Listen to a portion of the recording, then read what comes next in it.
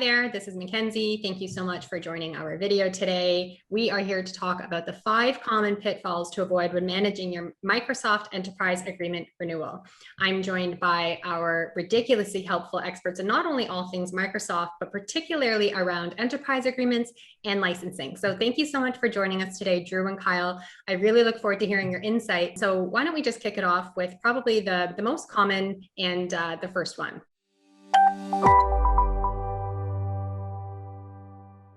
So in our conversations, you've pointed out more than once that organizations think that it's okay to leave the renewal process to like the last minute. And while 3 or 6 months definitely still feels like a really long time, why would you recommend leaving a longer run for your renewal process? Yeah, in an ideal world, you should really start thinking about your renewal the day after you sign your current agreement, leaving you that full 3 years to strategize on how you're going to deploy the technologies you're currently licensed for, and put you in a position to be successful and have a great base for your next upcoming renewal.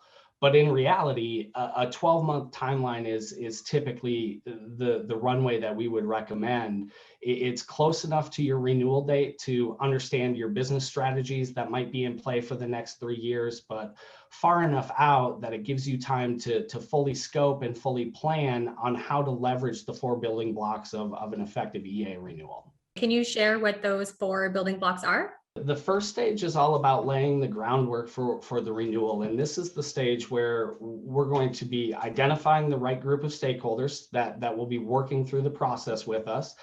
It's about identifying a current state of affairs. So focusing in on things like reviewing your current usage versus your current entitlements, understanding your current agreement structure, and then preparing for the next stage, which is all about strategizing for the desired outcomes. And in this stage is where you're going to work with a Microsoft licensing executive and Microsoft licensing advisory team to model out different available options for you based on your business requirements and your technology needs, but also then build out financial analysis to help you start to be in a better position to make a well-informed decision about the options available to you.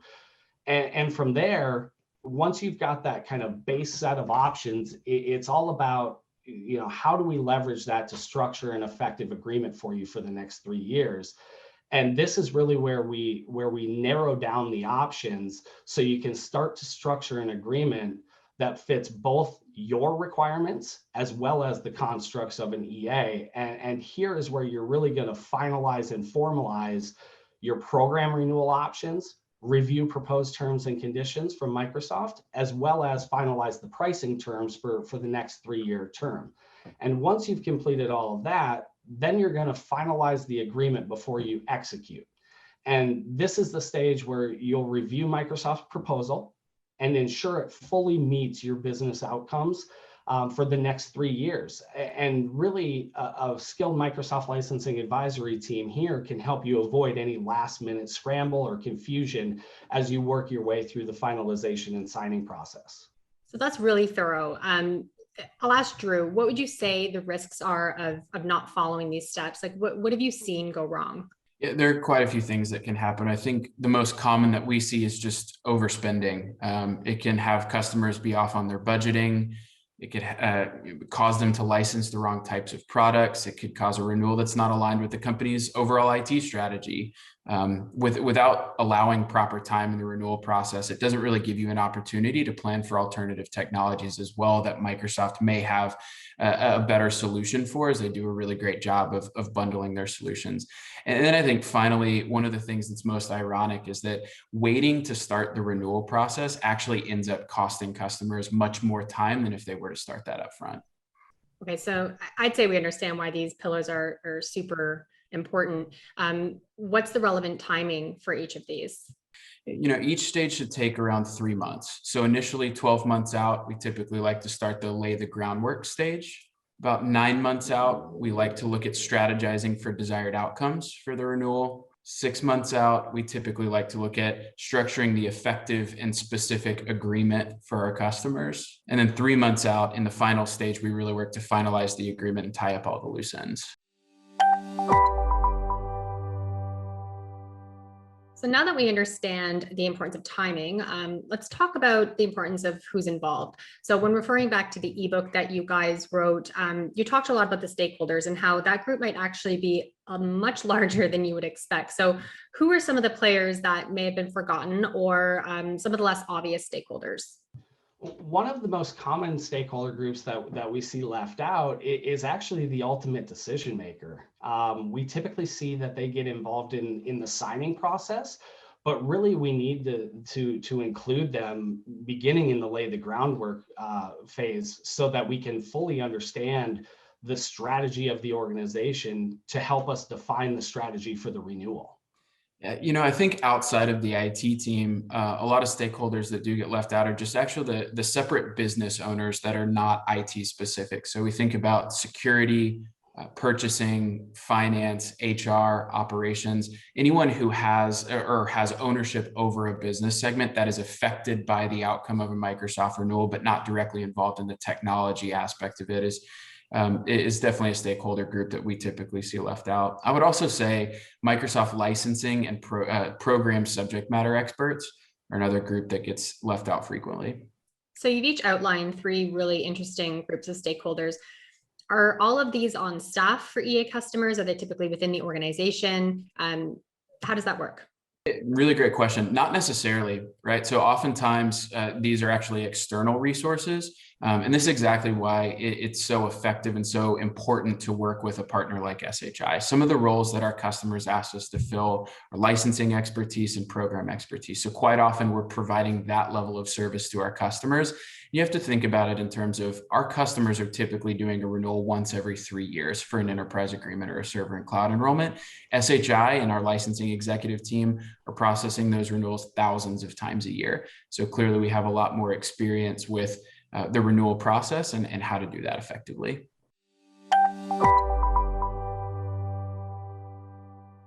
So we talked about the stakeholders involved in managing the EA renewal process.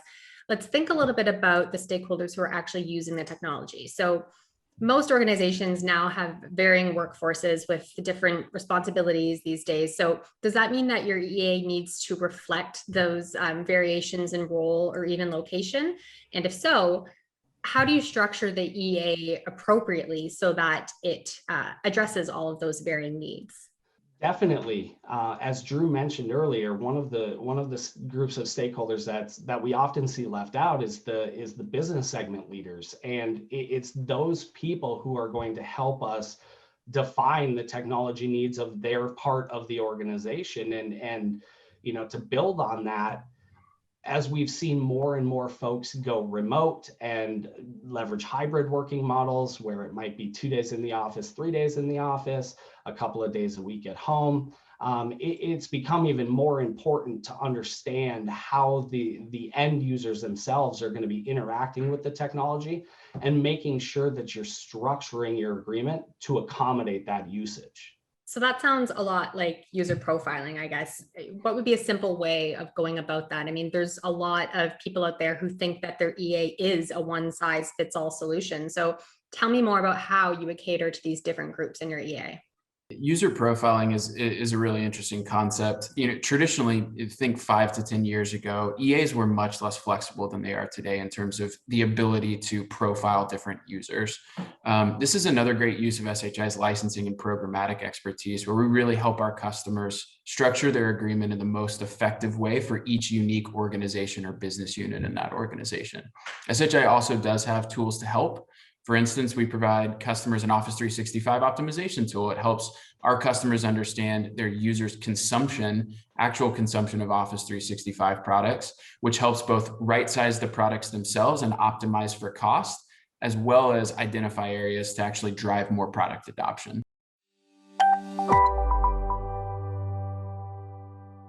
So it sounds like user profiling is one of the opportunities for an organization to optimize the cost of the agreement through SHI's 365 optimization offer. What other things do EA customers need to be cognizant of as they approach the renewal?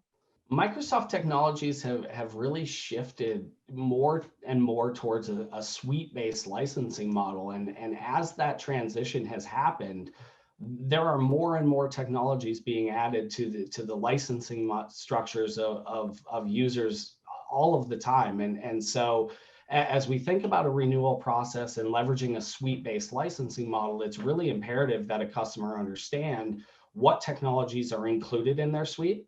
How do those technologies compare to other technologies that they're using in their environment? And making sure to do an evaluation of opportunities to offset third-party costs based on what Microsoft is providing them through their O or M365 licensing suite. And nearly every customer is looking at an investment in one shape or form into a public cloud deployment environment. So what are some things that customers need to be thoughtful of as they go down that path? Yeah, we've talked a lot about cost today, so cost considerations are absolutely relevant here. I think evaluating customers' ability to offset data center costs, understanding exactly what it is that they're looking to move into the cloud and what the cost of running that infrastructure or platform as a service would look like. The cloud readiness of the infrastructure applications that customers are looking to move, the security, governance policies, and overall just how the infrastructure, how the environment is going to operate in the cloud are absolutely important considerations. And I'll add to that just a little bit. There are going to be a lot of opportunities as customers move to a public cloud model for them to leverage the investment that they've made in existing licensing with software assurance. As Microsoft has continued to evolve, towards that public cloud model, they've also continued to evolve the licensing rights and benefits associated with some of their legacy on-prem licensing models, particularly Windows Server and SQL Server, offering things like Azure Hybrid Benefit or license mobility license mobility for software assurance that customers can take advantage of to help drive down the costs as they transition workloads to the public cloud. So we know that some customers think that EA renewal success means paying less than what they were paying before. Would you agree with that? I mean, what's your definition of success and what should customers really be looking at? I think it's about shifting the view around that concept to a value versus cost view. It's as Microsoft introduces more and more technologies into the suite, the things that organizations can do with their existing licensing becomes greater and greater. And so it's important for customers to think about the value that the technology is driving within the organization, not the overall cost of the agreement. There are a lot of things that are available today within those suite licenses that weren't necessarily available 3 years ago. And so thinking about it from a perspective of, did I pay less this time than last time, isn't the best way to look at it. It's about defining the right technology mix and making sure that the value being delivered back to the organization aligns to the cost of the agreement.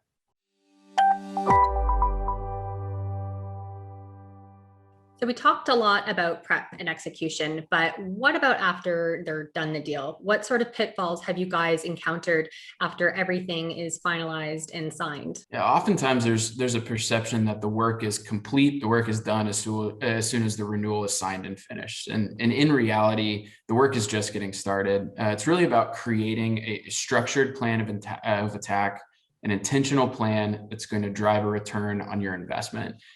We can't really afford to leave the process until the renewal is done. We really should be thinking about the deployment and adoption of the technology that you're looking to purchase during the actual renewal planning phases early on in the renewal process. So we talked about the pitfalls and how to avoid them. How much of that is on the customer versus how much of that could a company like SHI jump in and help? We can really help as little or as much as a customer needs. I would say that our most successful engagements come from customers that are engaging with us early on in the process, setting clearly defined timelines, setting clearly defined stakeholders, and really literally walking them through the entire process through our proven methodology as outlined in our ebook. But what about the customers who are, really in the thick of this with only about 3 or 6 months left to go on the renewal? Are they beyond the point, or can SHI step in and support them if they need it? It's certainly not ideal, but definitely an area that we can help support. It's probably far more often than you would think. So don't panic. We've done it multiple times, and we can certainly help. The key is having a focus and being able to get through the execution plan in a little bit more expedited fashion.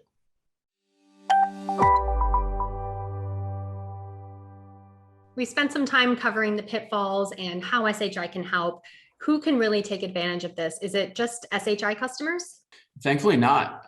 Microsoft wants you to be able to work with a partner that's not only helping you purchase their technology, but also helping you deploy and adopt it. And if you're not getting that level of service today from your partner, you're probably not working with the right partner.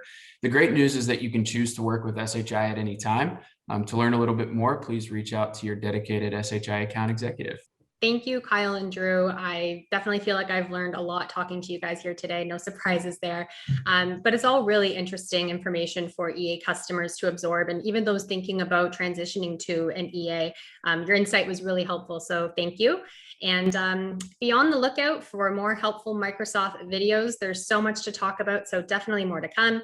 In the meantime, get to know SHI's unique approach to managing over 8,700 enterprise agreements by visiting shi.com/Microsoft-renewal-partner.